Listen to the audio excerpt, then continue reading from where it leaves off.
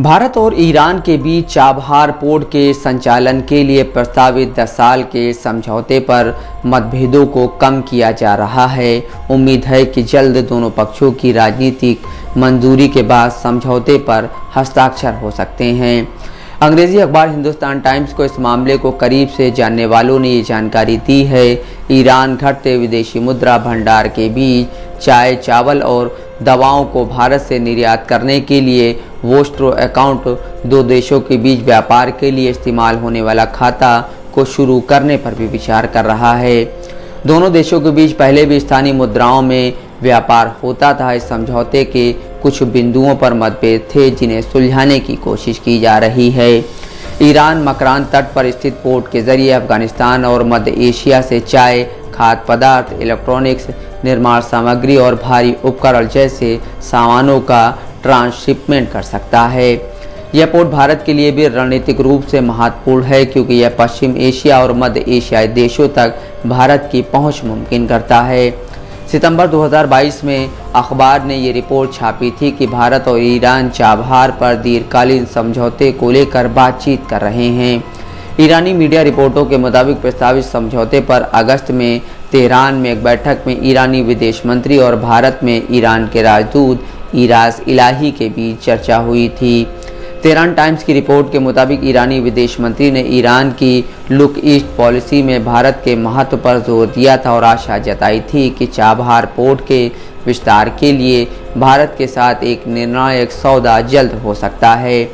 वोस्टो खाते में ईरानी पक्ष के रुपए के भंडार में कमी ने ईरान की बासमती चावल और चाय जैसी चीज़ों को आयात करने की क्षमता को पहले ही प्रभावित कर दिया है। सरकारी आंकड़ों के मुताबिक ईरान 2014-15 से भारतीय बासमती चावल का सबसे बड़ा या दूसरा सबसे बड़ा आयातक रहा है और उसने 2022-23 में 9,98,879 मीट्रिक टन चावल खरीदा था।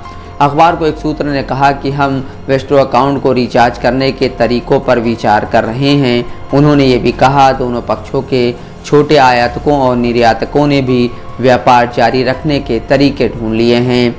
एक अन्य व्यक्ति ने अखबार को बताया ईरान स्थानीय मुद्रा में व्यापार करने को इच्छुक है क्योंकि भारतीय रिजर्व बैंक यानी RBI ने जुलाई 2022 में भारतीय रुपये में अंतर्राष्ट्रीय व्यापार के लिए भुगतान को हरी झंडी दी थी। अमेरिकी और पश्चिमी प्रतिबंधों से प्रभावित ईरान के लिए रुपया और रियाल में व्यापार दोनों देशों के बीच व्यापार को पुनर्जीवित करने का तरीका हो सकता है।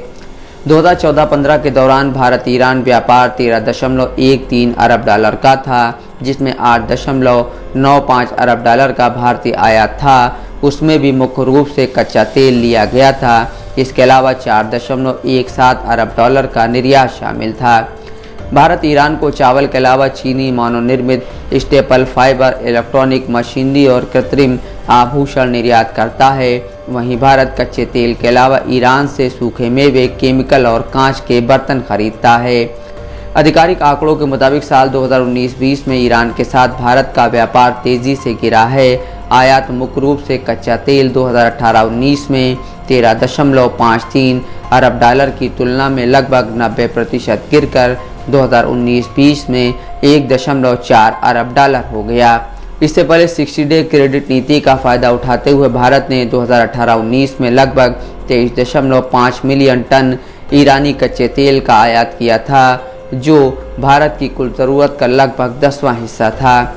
ट्रेड बैलेंस जो मई 2019 से पहले तक ईरान के पक्ष में था, कच्चे तेल के आयात को पूरी तरह से बंद करने के बाद धीरे धीरे भारत के पक्ष में हो गया। मौजूदा वित्तीय वर्ष अप्रैल 2023 के पहले महीने में भारत ने 12.3 करोड़ डॉलर मुख्य रूप से बासमती चावल का निर्यात किया, जो कि साल दर साल के लिहाज से 1.06% की वृद्धि है। लेकिन ईरान का भारत को आयात 7.24% घटकर मात्र 6.9 करोड़ डॉलर रह गया।